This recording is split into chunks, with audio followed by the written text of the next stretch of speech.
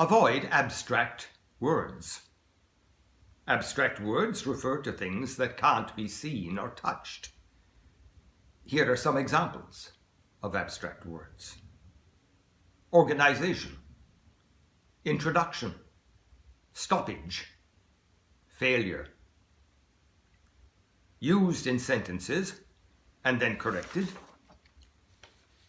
The organization of the event will be handled by a special committee. A special committee will organize the event. Each student should provide a clear introduction to their topic. First, introduce your topic. There was a stoppage of traffic by Yellow Jacket protesters.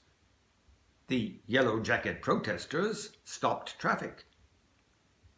In case of computer failure, the IT support team should be contacted by telephone. If your computer fails, phone IT support at, and give the phone number.